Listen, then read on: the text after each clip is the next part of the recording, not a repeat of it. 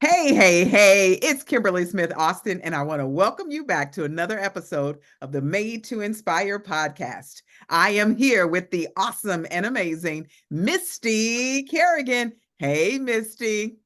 I just keep hearing in my head, like because you were singing it before, but now my version's like, guess who's back?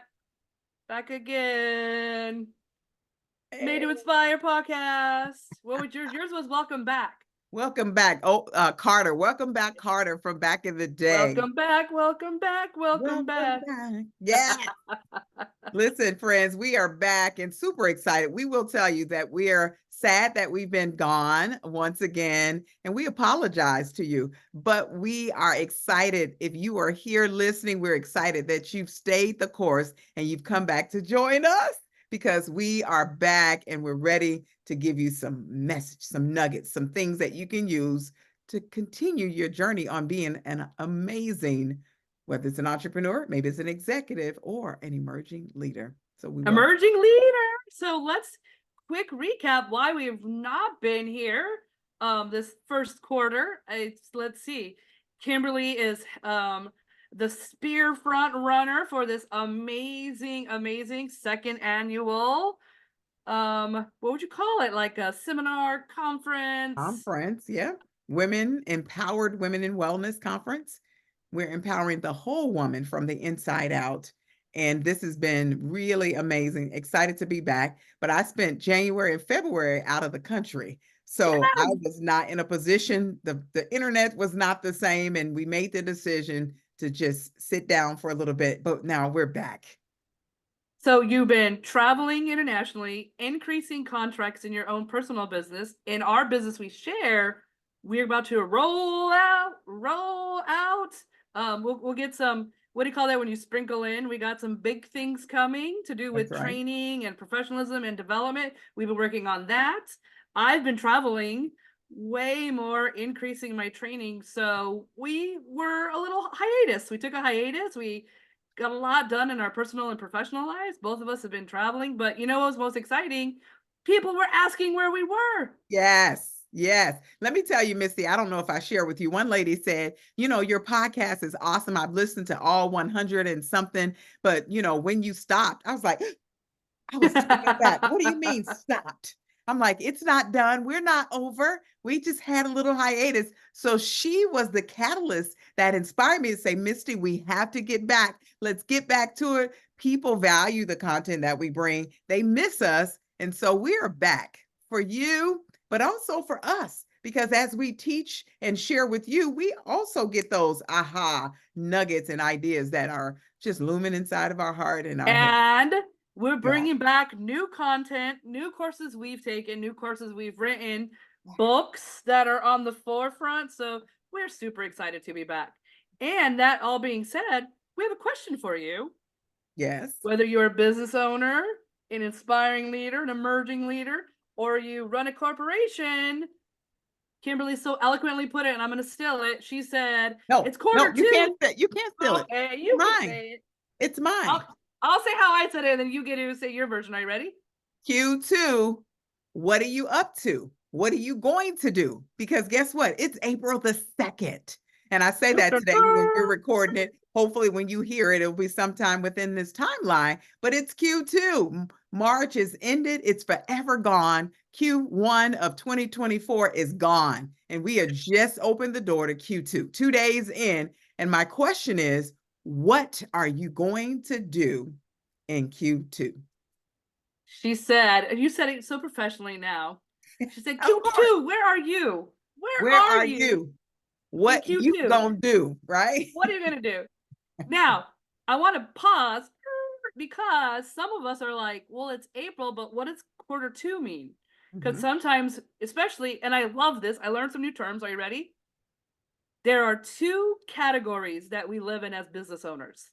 The Mhm. first category is lifestyle business owners, meaning we're not trying to be multi-billionaires, multi-millionaires. We're not trying to run corporations. In fact, we don't want staff, maybe 1 to 2, but we don't want to run a company. We want a business that excels our lifestyle. We don't Yes. mind being small, and we want to do what we love doing.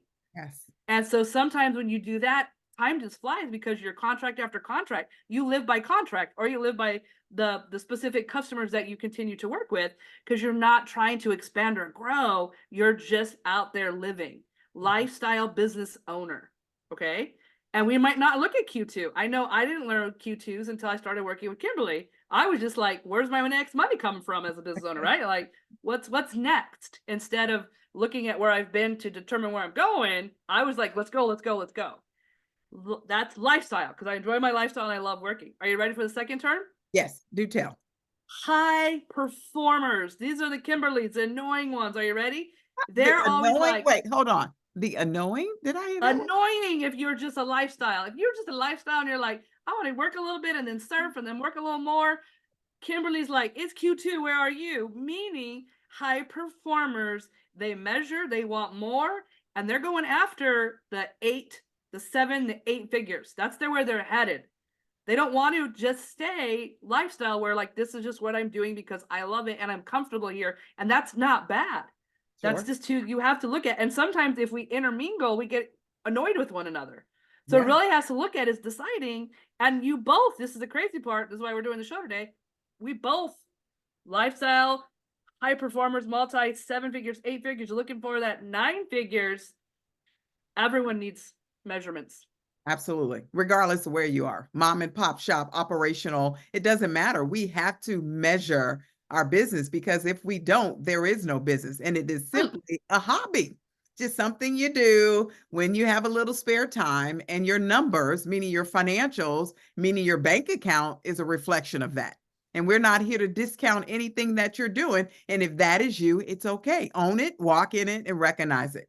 But today we want to talk to you in such a way that you understand the value of what Q2 means and why you need to take some actions during this phase so that your business can not just survive, but thrive. On either lifestyle and or high performer, That's we right. want to thrive. We want to be able to pause it, make some money coming in, and just know where our measurements are. That's right. I met a woman once, Kimberly, and I think you do some coaching on this too. Sometimes in our life as business owners, we are seasonal. Where Mhm. some season, where it's like how the normal seasons work, right? Where we're outperforming higher than other seasons to sustain our whole year. Correct. So Yeah. that we can go cross country or run in another country, right? But you still have measurements. And you know what I heard? What's that? I heard usually, and this is me because I'm guilty about my health measurements, sometimes we're scared to measure because we don't want to know where we're at. Yeah. Yeah. I think that's huge, because you know that you're not, quote unquote, meeting the mark. And the mark is all subjective, because it's depending on if there is a mark, right? If there is a mark. And it's almost like the whole concept: where there is no vision, the people will perish. Where there is no vision, the company will perish. And so it's important that we have these things in place: financial measurements, financial marks, KPI, which stands for key performance indicators. Because if you don't have them, how do you know where you are? How? How do you know where you are? And so I think it's important, as you think about your business, where you are and where you want to go. What are my KPIs? Where am I in Q2? So let's talk about Q2 just a little bit, Misty, if I may. Absolutely, Q2, please. here's a couple things I want you to think about. It's 2 things. Well, it's more like 3 things. Q2, every quarter, and this may sound very elementary, but I want to break it down, because I think when we go back to the basics, and matter of fact, Misty, that should be a series, Back to the Basics. I think we have a handout too about that, like a whole We do. workshop. We do. Think about the basics of a quarter. A quarter is 3 months, or 90 days, or 12 weeks. So right now in our world, there's so much research and data that shows that measuring your organization in 12-week terms, creating goals in 12-week terms or 90 days, will give you greater success than setting annualized goals. Because here's the truth: you set the goal at the beginning of the year and you don't go back and look at it to the end of the year. There's failure waiting to happen. But if you say 12 weeks, Q1, here's my goal. You work, you measure, you work, you measure, and you do that again in Q2. We're in Q2, friends, 2 days in. If you haven't set goals, you still have time to set them. Set them, assess them, measure them.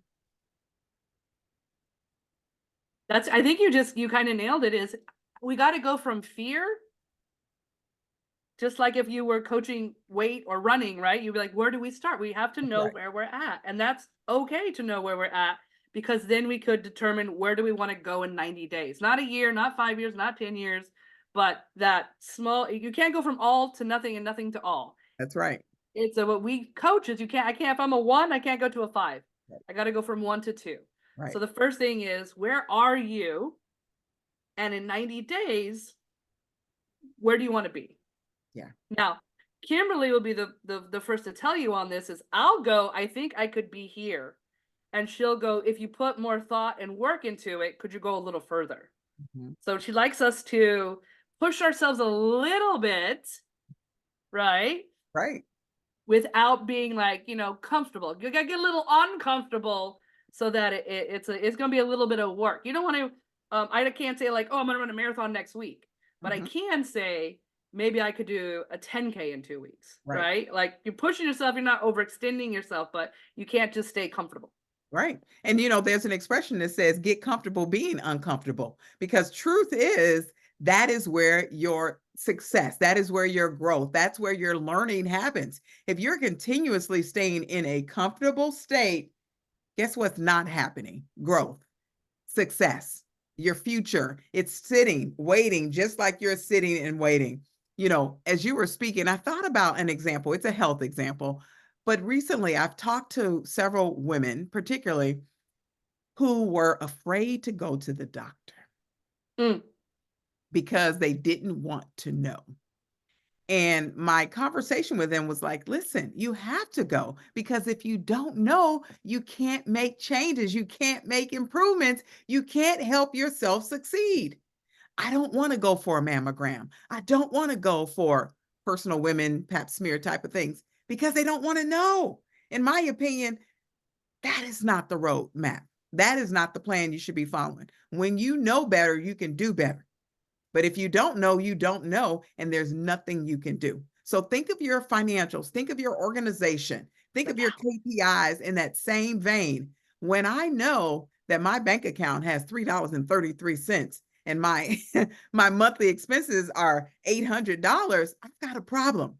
And here's the truth, you probably know that, but what if you sat down and you looked at each and every expense to determine what are some things you could do to change that 333? What can I do to bring in a new client? What can I do to bring in this so that those numbers, even if they just match, maybe there's no revenue or no profit there, but even if they just match, but when you know, you can do something about it. So I love that you said it, because it's almost like looking at what's my business health. Mhm. Because our business has health, right? When your business is healthy, and when your business is when it needs a little bit of help. That's But if right. you just focus on something, I bought this tool, a personal use, off of Amazon, and it was this book, and it had $1 all the way up to $100, and each day you put in an amount of money from $1 to 100, and you do that in a row for 100 days. Okay. And I challenged Natalie, my wife, to do it with me. I'm Okay. like, let's just save, after 100 days, we should have 5 grand. And she Wow. was like, no way, we're gonna have 5 grand extra. And I'm like, if I put in $1 one day, $10 the next 20, and Yep. randomly we're both doing it, of course we could have 5 grand. And the craziest thing was we had more, Woo! because we would say like, let's go out to eat. And then I said something like, instead of going out to eat, let's eat at home and put 40 bucks in the thing. And so we just started being more self-aware of where the cash was going out. Mhm. And that's what it And is. You said the that's all it magic ding, was. ding, ding word, self-aware, right? And there's studies and research, even in the world of psychology, that's the first phase. Being aware of where you are, your situation, how you interact, how you engage, how you deal with money to determine where you're going to go. If you're not conscious, you're not aware, then you've already set yourself in a tough position. Mm. So take a look at that. So use that as your foundation, as your baseline. And once you do, you can then start leveling up. That's Misty and I's favorite term. It's time to level up. But when you know, you can do that. I love it. Level up. I think So go ahead. we talked about this one time. I'm going to say is that it's happening regardless, and not making a choice is a choice, right? Right. Not doing an action is still an action. So it really just is ripping off that band-aid and getting on that financial scale. That's right. That's right. And one thing I want you to think about, and this is why we brought this to life, using a concept like the 12-week year, where they break down your goals into quarterly milestones, it makes it more manageable and more Great immediate word. for you. That's number one. And one of the things we talked about, and I say number one, but that's the thing to think about when you're looking at your business, maybe every quarter, and this may seem redundant or too much, but what if you did something like a SWOT analysis, looked at your strengths, your weaknesses, your opportunities, and threats? And the reason I say that is because we live in a society where things are constantly changing. What was last month is not this month. And that may be the case in your industry. You have to Mm. determine based on your industry, how things operate. Would there be value in doing something like a SWOT analysis or some sort of tool so you can look at where you are and plan for the road ahead? I love it. Should we jump into our 3 steps? Absolutely. Let's do it because I've already jumped in. Yeah, well, we kind of been jumping in and out like jump rope, when you're little. So we really the first thing is we just kind of said step 1 is measure. That's right. Well, actually, let me rewind. Are you ready? We're Yes. about to give you a map. We're going to give you a map, MAP, a 3-step process of where to start financially so that next quarter, when we're doing our quarter 3 show, blah, blah, blah, you're going to be excited. You're going to be like, yes, because quarter 2 was on fire because I just applied these 3 steps. And step 1 is jump on your Measure. financial scale. Measure. Let's measure. Let's just see what you did, where you're at. That's right. Measure Great. it. And I think in addition to that, Misty, and while you're measuring where you're at, here's the key thing: measure and keep score. Measure Ooh. and keep score. And so when we use the term 12-week year or 90-day run, the whole concept is about the importance of focused, intense effort over a Mm. short period of time, meaning a quarter, to achieve your goals, to achieve progress. So when you look at that, when you measure, you now know, here's what I said I'm going to do. And you can look back on that line and say, did I do what I said I was going to do? Now, I love this because I want to kind of caveat into that too is we know businesses relationships, but if you pull back to some of the old school traditional business, normally even on a bad run, you could close 1 out of 10. Meaning that if you have 10 prospects that really need what you have, one of them's going to buy with you. It's why you own the business, right? Or you're high up in the company that you're at. So even if you apply the 1 to 10, which is a great average even today in 2024, it just works. Some people are a little higher, but the 1 to 10 is not so much who I served in my business, the 1, right? It's the other, who did I present it to score.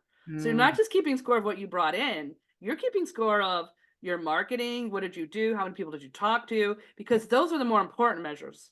Is not absolutely. just who you helped, but who knows about you, who did you tell. Yeah. And, and I've added to this and then we'll move on, but who you presented it to determines who you sold to, because Yep. there's a number ratio that must be in place. If I want to have 10 deals, I need to do a 1 to 10 ratio. That means I need to see 100 people just to close or present to 100 people just to close 10. And these ratios are real. And in today's society, with so much competition, so many options, the digital, the social, those numbers are even changing.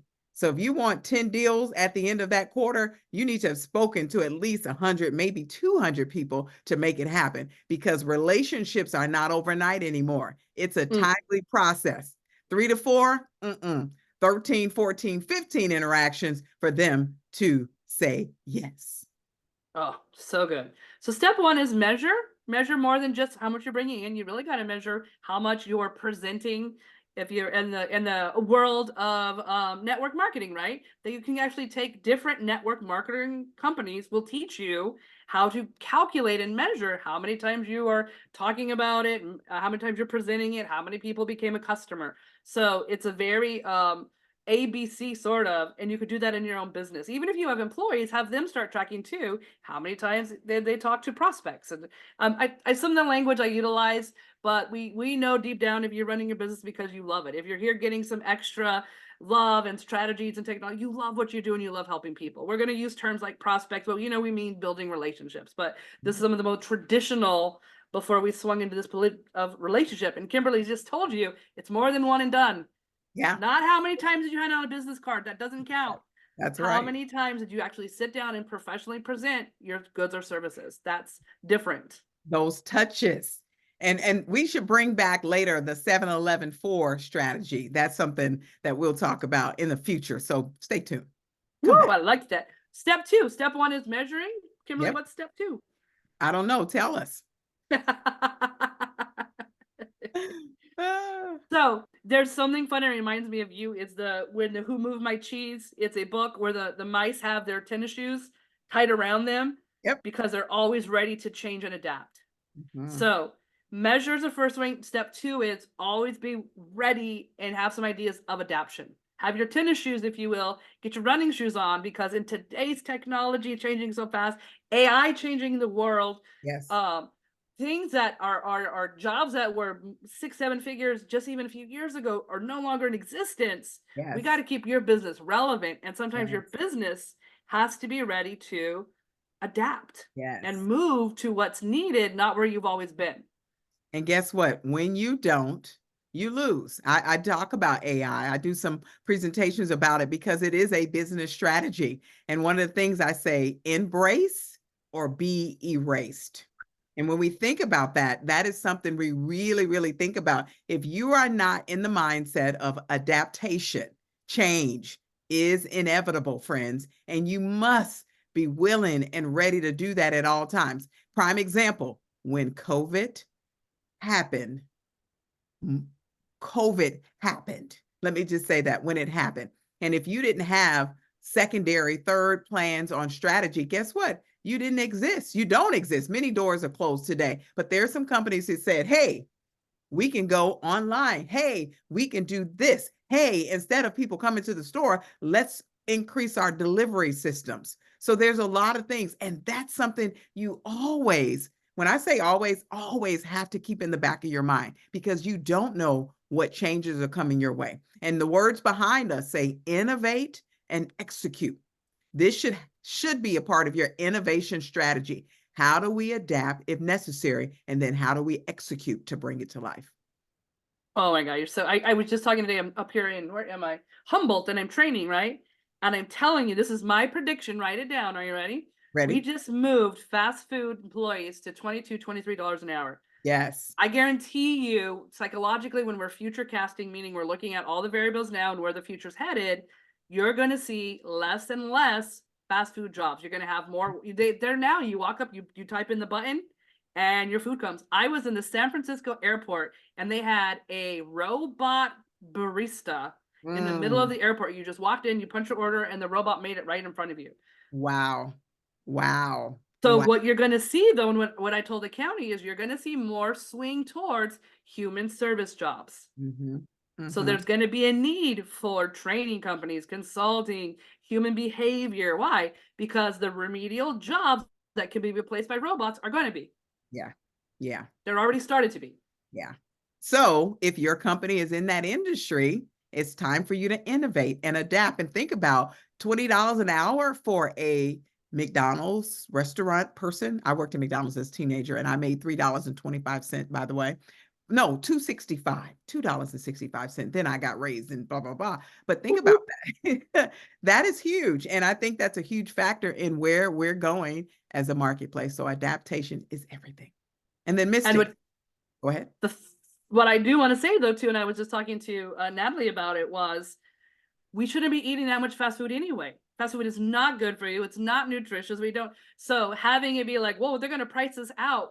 Is Yes. that a bad thing? No. It's not a bad thing that they price us out of food that's not good for us. It Yes. might open the door, innovators, and executors out Yes. there Yes. for a more healthy means to Mhm. what we're eating fast. Okay.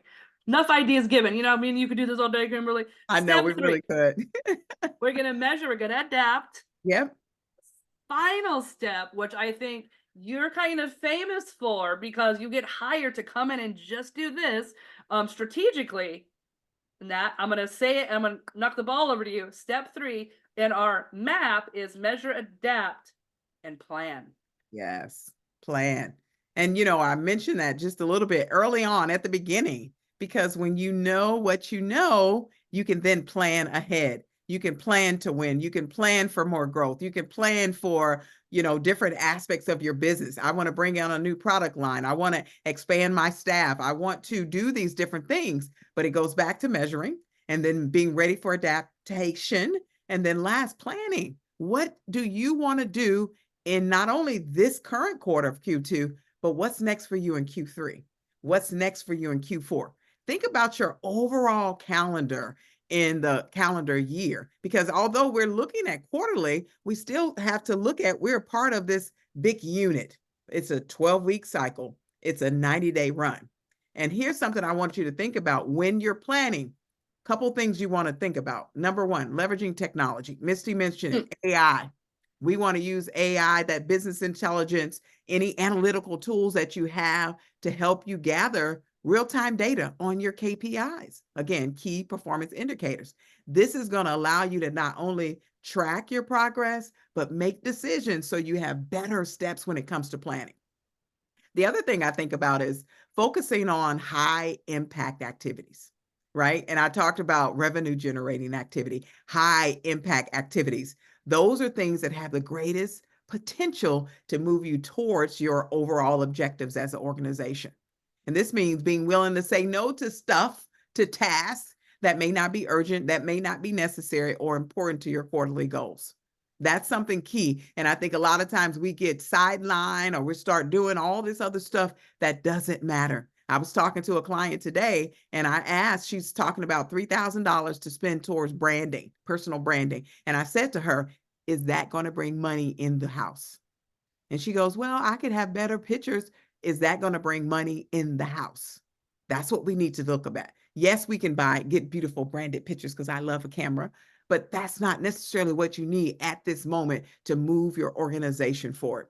And then the last piece, get your team involved, encourage communication, Can I make a collaboration, accountability. Go ahead. I want to give a real life story. Okay. Are you ready for this? Yep. Last year, and I'm super excited because you're molding where this is going to be, but we talk about this all the time. The most powerful position in the room is on stage. Mm-hmm. Many experts, many multi-million-dollar experts, but especially one of my mentors, Bill Walsh, always says is, I'd rather be in front of the room than anywhere else in the room because you have everyone's attention if you're speaking. That's and Kimberly is an international speaker. Kimberly is an international speaker, just so you know. So she got to be part of this amazing Women's Day in her shoes. Okay. She got to be part of it in her shoes. She was one of the speakers on stage. When I walked in, there was many other beautiful booths. There was so much money put into these signs and these amazing things, and they were empty. When I walked in, after Kimberly took the stage, there was a line, I'm not exaggerating, of over 100 women, and I had these flyers, and Kimberly was taking people's names and numbers on back of a paper, and we handed out flyers. And I'm already counting. She's gotten 4 paid jobs and counting. She didn't have one damn thing up because, we're going to work on that in other seasons. But I'm just saying, because yes, we should be, don't get me wrong. But I want to say this is she made probably more impact and more money from that event than anyone with a fancy backdrop and all that, because she invested in herself and her speaking. She took the stage and she moved people. She impacted them through her voice. She's going to train you how to do that too. Just an emotional plug and a shameless plug for you, Kimberly. But I'm just saying, the irony is to walk into seeing about 30 other booths, really nicely done, and you at a back table with nothing on it, and you were taking numbers. We had to go find pens because so many people, after you got off stage, just wanted to work with you. Yeah, that's crazy. And what a blessing it was, I'll tell you. And honestly, I was slated, you have to hear this. I was slated to speak originally for about 7 minutes. 7 minutes. And right before I went on stage, they said, you have some more time, talk as much as you want. And even with that, I did not extend far beyond, but I made sure that when I got on, mind you, I found out right before I got on, I went on maybe another 5-10 minutes, but there is power. So think about your business, how you're going to expand through, I can't say that word, through Q2. What is your high impact activity? Where do you make your money? What brings in the money? And start looking at that, and you can expand out of it. Now, don't get me wrong. I bet you at the next speech, we're going to have amazing billboards and all the things that'll have. But guess what? That takes money. And instead of going into debt, Kimberly is really big on, and we're going to do more episodes about it. She's really big on don't spend it till we make it. That's right. Don't go into debt creating a business. That's should be some of our next episodes. I'm going to take notes. Right. Don't go into debt creating a business, and that's what she does. And there are some things that you must have, but look at that and say, what is it? When you're building a service-based business, friends, there's not a lot of expenses you have to incur. So that's a whole nother podcast, but super. We digress, but we're here. I've been teaching that for many, many years, and I want to show you how to do that too. But Misty, I'm telling you, I'm ready to help people and really roll out that map, because when it comes to Q2, having a road map to help you achieve that success is essential. It's critical for you to succeed. So here's what we say to you all the time. There is something out there waiting for you. Now go get it.